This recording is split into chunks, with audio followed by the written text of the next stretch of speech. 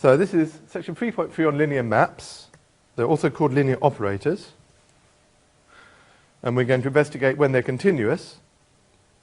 And continuous linear operators are also called bounded linear operators for reasons that will become clear, but this can lead to confusion. So when I tell you about boundedness of linear operators, I'll explain where the confusion comes from and what you have to be careful about.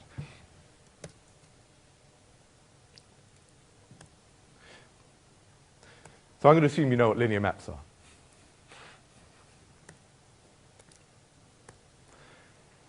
Now, here's a standard fact about linear maps, and the proof of this is almost identical to two of the proofs we've already seen.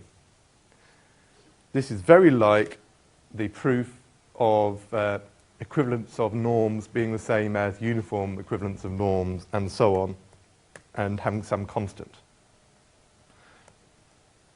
And again, because of the sort of translation invariance of moving things around, if you're continuous at any one point, you can prove that you're continuous at all the other points as well. So this is, that's if you're continuous at the origin, and as a B prime,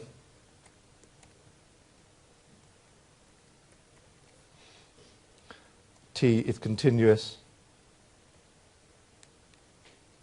at least one point of E.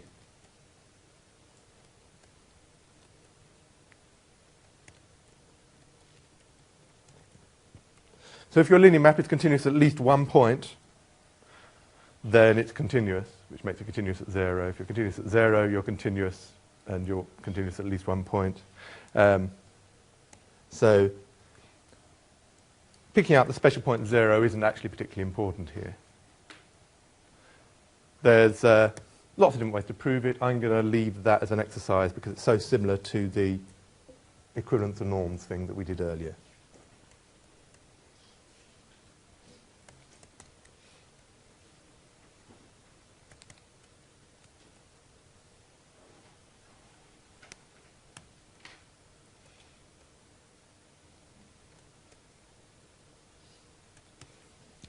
However, I want to say a bit more about this, this one here, which looks a bit like something involved in equivalence of norms. So a continuous linear map means that there's some control over the norm in the new space compared to the original norm in the old space. So that's the norm here, T of x, that's the norm of the image in the new space. This is the norm of the original. And so continuity of a linear map is equivalent to having some control over how big the norm of the image vector is compared to the norm of the original. So this is the norm of the image.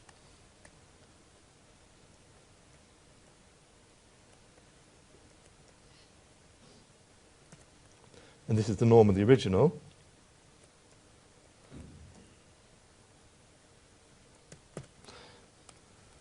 And so we're saying that there's some constant that means that you're not scaling up by too much in norm when you use this linear map. And that's equivalent to the continuity of the linear map. Now, it's because of C that people sometimes say that linear maps are, this is the standard thing, that a linear map is said to be bounded if it's said to be continuous. And now what's going on there? Well, actually, a linear map is never going to be actually a bounded function unless it's constantly 0. Why is that? Suppose, how can a linear map possibly actually... if the linear map is constantly 0, of course, it is a bounded linear map. It is going to be bounded to the function. But that's the only case, because what can you tell me about the image of a linear map? What sort of a thing is... Sorry? Well, you say a line. I mean, what's the generalization of a line? Of course, it could be... It's not a linear functional, this one, so it could be multi-dimensional. Okay, so the image of a linear map... I mean, you've got the right idea by saying that the image of a linear map is a line, except that that would be if it was one-dimensional. The image can be finite-dimensional, infinite-dimensional, but it's always going to be what? What sort of a thing? Okay, you're not quite getting what I'm asking for. Is it just any old general subset, or is it a special kind of subset? Can it be empty? No. Is it closed under addition? Is it closed under scalar multiplication? So what is it? It's a subspace, yes. The image of a linear map is a... Well, that's all I'm asking for. The image of a linear map is a subspace. Okay. And now subspaces have two possibilities. Either they're just zero, or else they've got at least one infinite line in them, in which case it can't be a bounded set. So there's no way, except for the trivial case of the zero map, for a linear map to be a bounded function full stop. And yet we call them bounded linear maps if they're continuous. Why is that? Well, you can think of it as being bounded on the unit ball. Because this is decisive. If you know what's going on when norm x is less than or equal to 1, you get the rest for free by the usual scaling down trick. So you only need, if you're a linear map, all you need to do is know that this works on the unit ball. And the rest comes for free by scaling.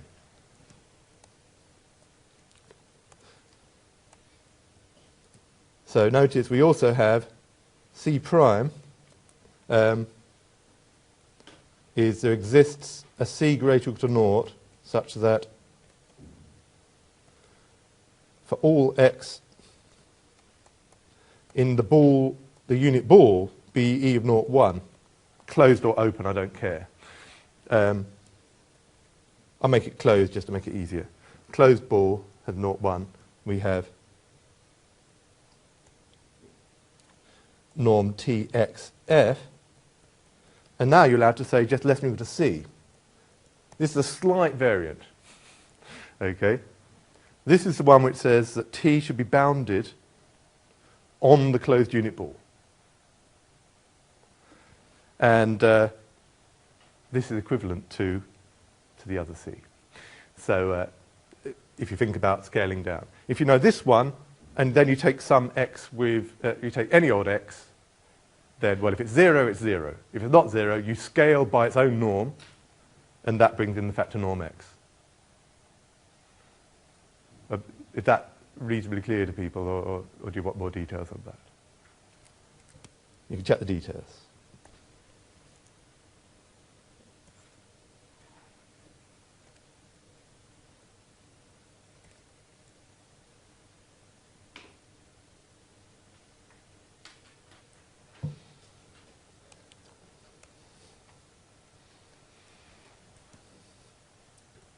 Okay.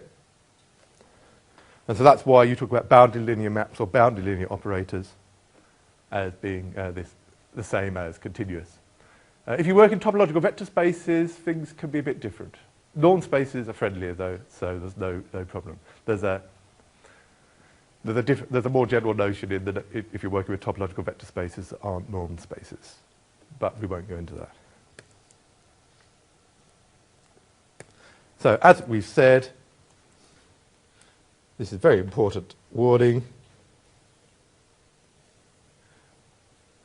that T of E, which is a linear subspace of F,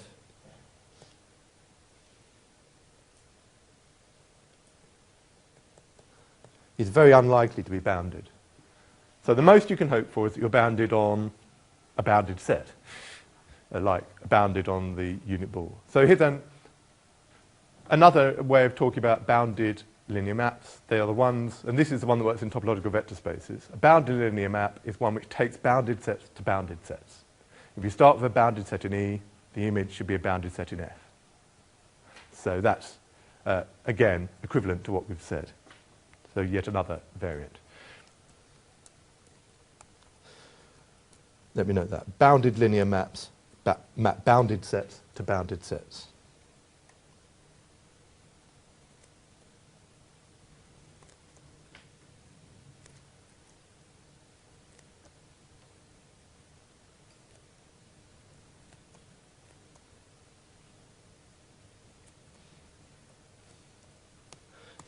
This scaling up and down trick that we've been using, we'll be using it a lot, so you should get used to it. So make sure that that scaling up and down trick is something that you're completely used to, because when we're dealing with linear maps, we're going to be doing this all the time.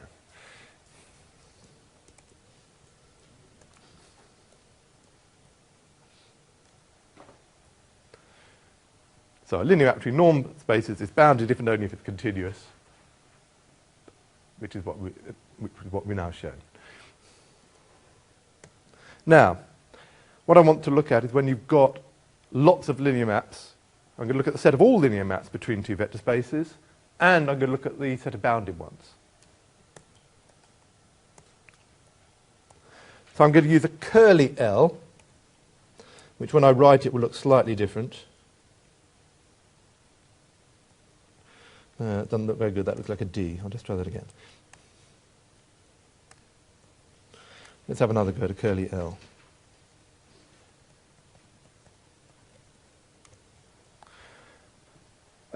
That's the set of all linear maps from E to F. Unfortunately, all authors seem to use their own different notations for this. So some people would use this to be the continuous ones. So for us, this is the ones that aren't yet necessarily continuous. And B of EF, and unfortunately, notice we're also using B for the open ball, so you're going to have to look in context to figure out whether we're talking about linear operators or open balls or whatever. But you should be able to tell from what's inside the brackets. That's a set of bounded, in other words, continuous linear maps from E to F.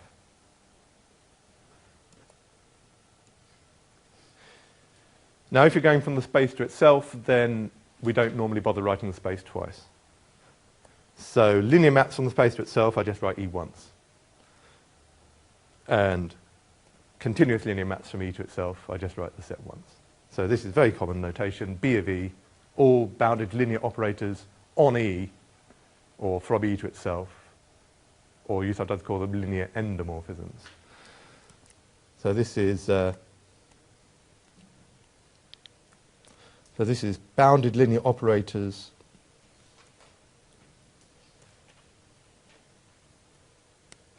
on E, is what I normally call that. If I say bounded linear operators on E, then I mean from E to itself. And as I said, you can also call them or bounded linear endomorphisms.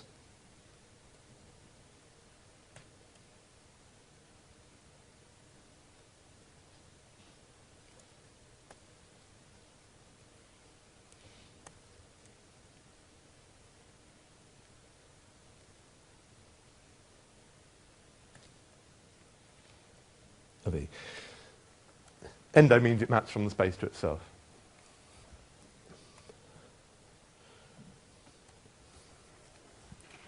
Now, you may be wondering whether linear maps can ever be discontinuous. And in the finite dimensional setting, the answer is no. Linear maps between finite dimensional norm spaces are always continuous. So the question, in fact, and they're always given by matrix multiplication, in fact, in some form or other.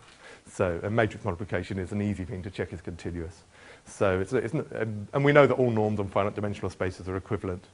There are various approaches to that, and there's going to be a question sheet question where you can check this out. So linear maps between finite dimensional norm spaces, that is where both E and F are finite dimensional, are automatically continuous.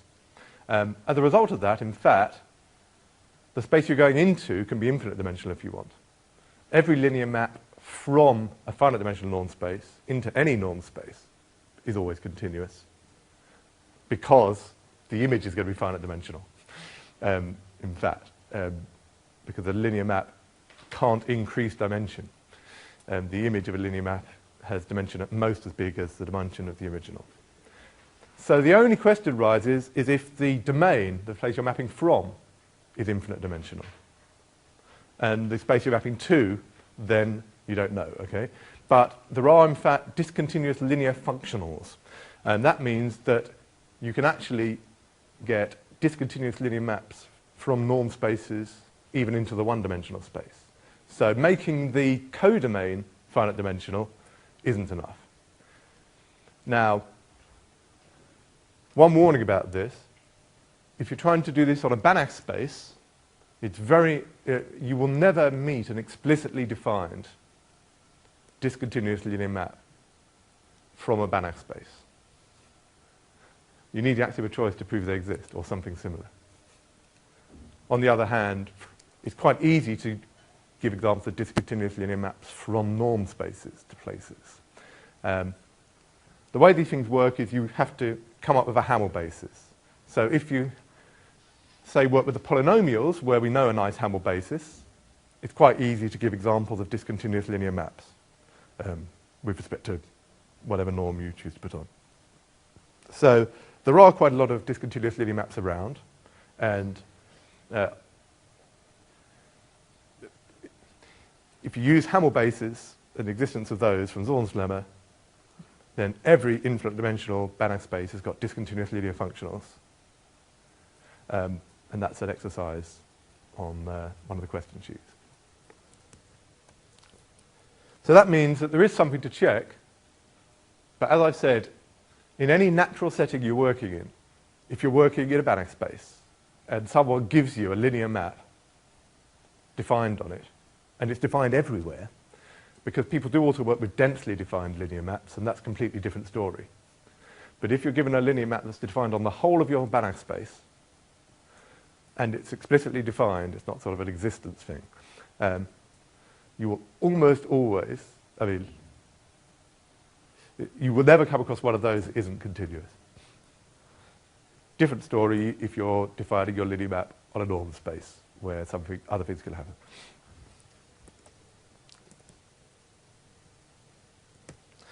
Okay, so this special case where the space you're mapping to, F, is actually equal to the one-dimensional vector space, the other kind of F. This is where F is the scalar field, and it's either R or C, so you give it the usual modulus, and that makes it a one-dimensional norm space, and it's complete, of course. It's a one-dimensional Banach space. Then this is a particularly important space you could map into, and this gives you what I call the linear functionals. So these linear maps into the one-dimensional space are linear functionals. And functional is telling you that the codomain, the place where you take your values, is the scalar field. So that's why you say functionals instead of functional map.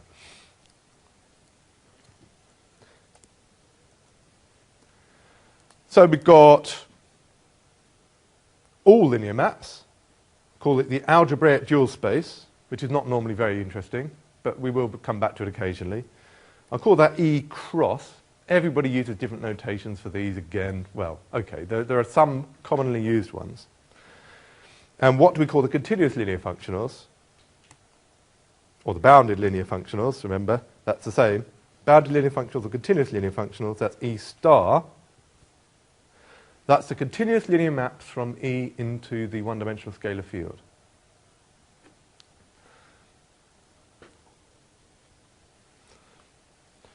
And some people write E prime.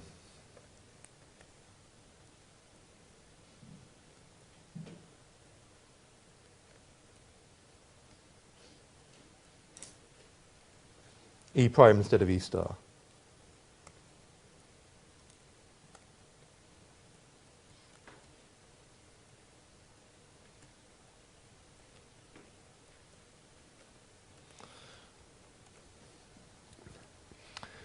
Okay, so we've got, so far, sets of linear maps. But what I want to point out is that these aren't just sets of linear maps. These are actually vector spaces as well.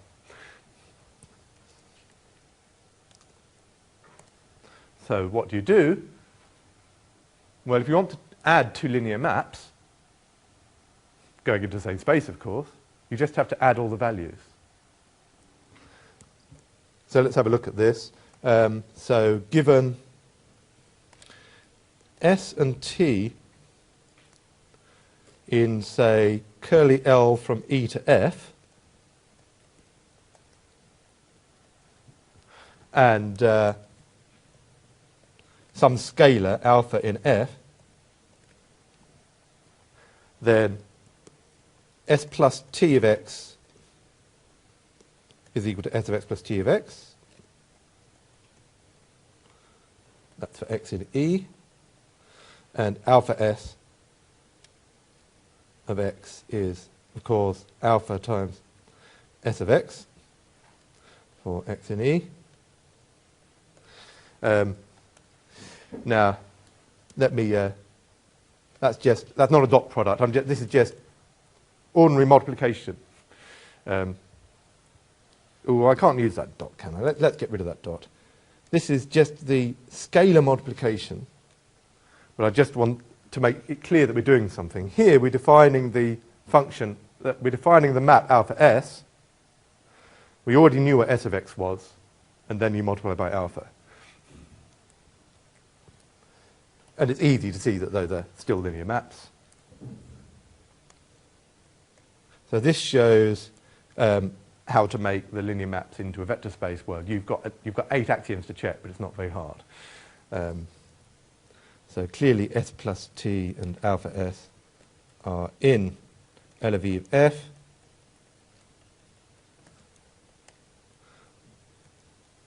And unfortunately, you've got to check 8 conditions to convince yourself that this is a vector space.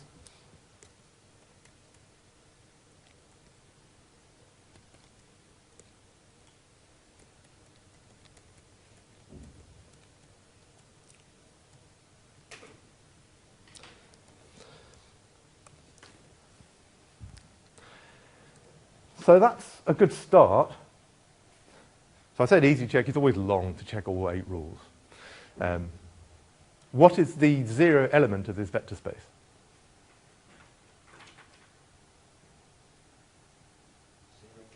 The 0 map, the map.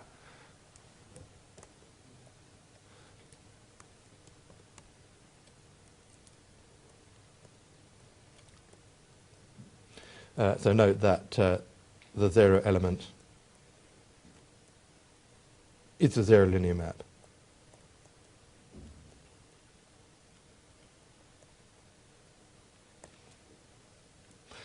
Let me make a new page.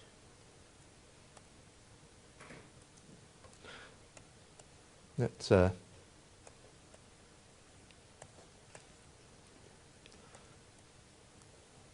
think I've got a lot more to say about this stuff.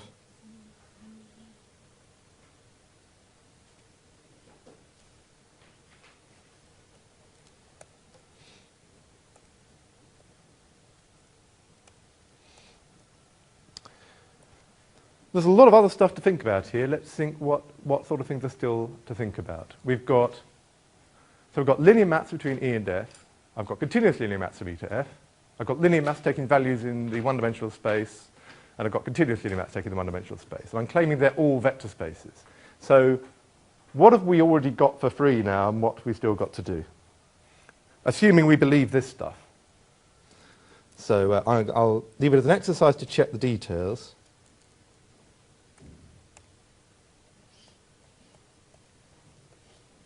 Of that bit, and let's take it on trust for the moment that you get a vector space that way. What have we got left to prove of the things I've said so far?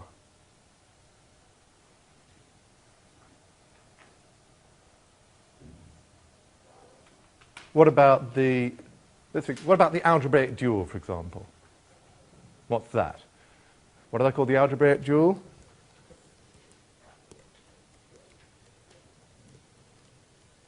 What was E cross?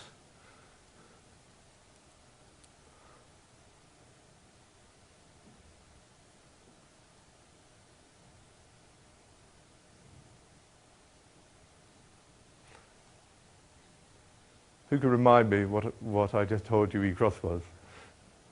The algebraic dual. It's on one of the slides.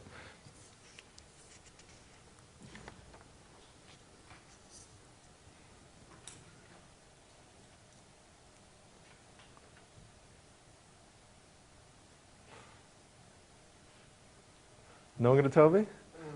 It's a set of linear Yes, that's right. But in terms of what we've just been talking about,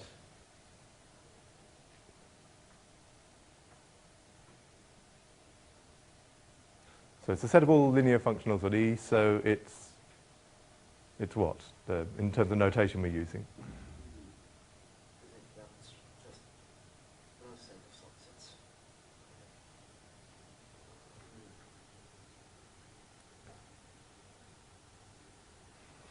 Well, before we said that they were called functionals, I think. We said what it was even before we used the word functional. So what was our first definition of E cross? Yeah, it's L of E F.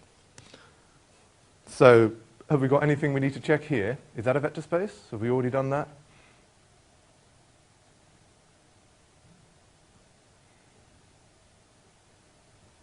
This is a special case of what we've already done, because so this is just a special case of L of E general F.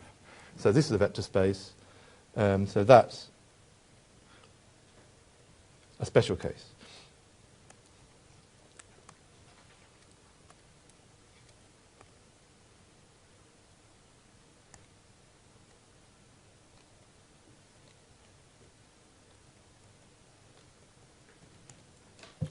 So we've done the algebraic ones. So what's left is to think about the continuous ones. If we could do B of EF, we'll also get the ordinary dual, the topological dual.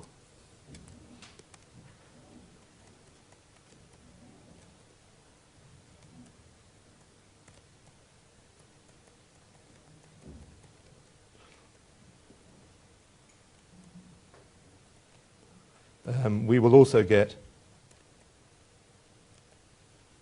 the bounded linear functionals as well.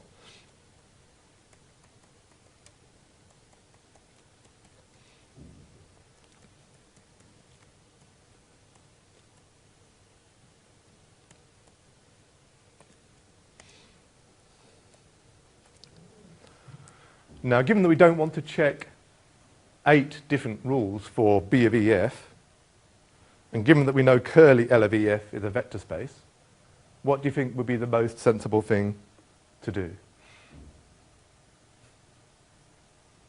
as the most efficient way to check that B of EF is a vector space?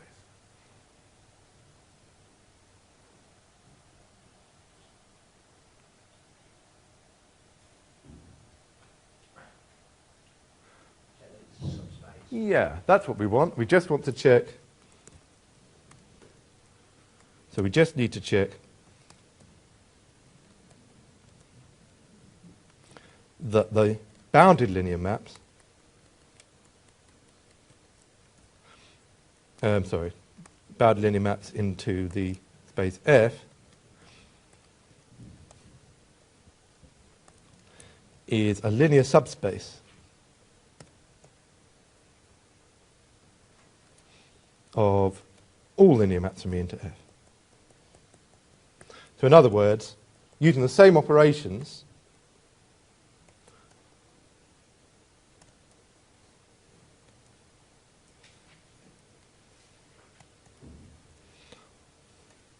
with S and T in B of EF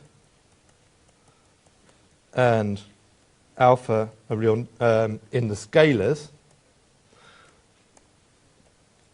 we need to show that S plus T and alpha S are in B of EF as well.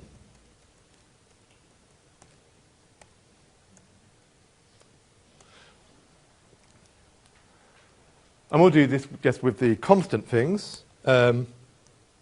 We have what I call a C sub S and C sub T greater than naught, such that norm of Sx in F is small or equal to constant depending on S times norm xe, and norm of Tx F is less than or equal to Ct times norm x in E.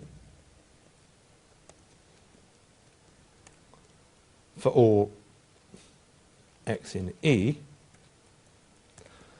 Notice that I've missed out the brackets around the x's here. This is standard when you're dealing with linear maps. You often don't bother with the brackets if it's unambiguous. So this is the same thing as t of x and s of x, but you can omit the brackets. So the brackets are optional.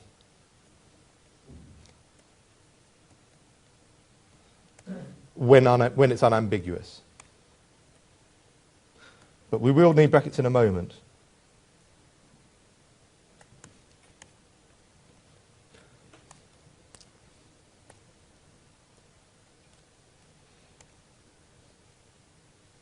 But then,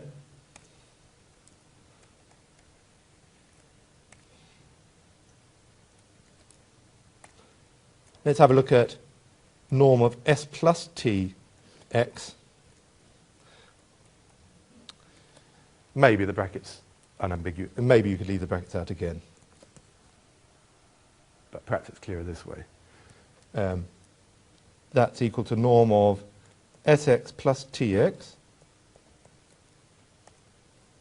which is less or equal to norm sx plus norm tx. If I miss out the fact that it's sub e, that's optional as well. I will start to miss out the subscripts corresponding to the norms as well.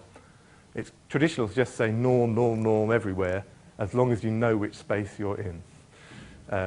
So as usual, you start to suppress the subscripts after a while. You just have to start to remember where you are. Norm of Sx, that's less or equal to the constant coming from S times the norm of x. What's this? That's still not right. That should be F's at the moment, shouldn't it? So I say remember which space you're in, and then I got the wrong space. And that is less or equal to the S constant times norm x in E, plus the T constant times the norm x in E, which is, of course, equal to CS plus CT times the norm x in E. So you see that you can add your constants in this case. So S plus T is in B of EF, and the constant CS plus CT will do.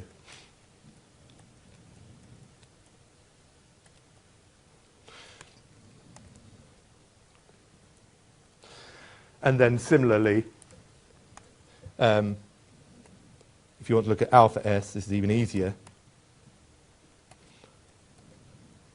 Norm of alpha S applied to x in F is equal to the norm of alpha Sx, which is equal to modulus of alpha times the norm of Sx, which is smaller or equal to mod alpha times S's constant times the norm of x. These are in F, these are in E. At some point soon I'll start missing out the subscripts, but I'll keep putting them in for the moment. So that shows that alpha S is in B of EF,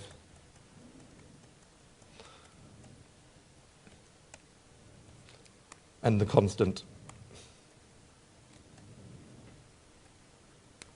mod alpha times CS will do. These constants, CS and CT, of course, at the moment, if you found one constant, any bigger constant will do. But we will see that there is always a best constant you can choose.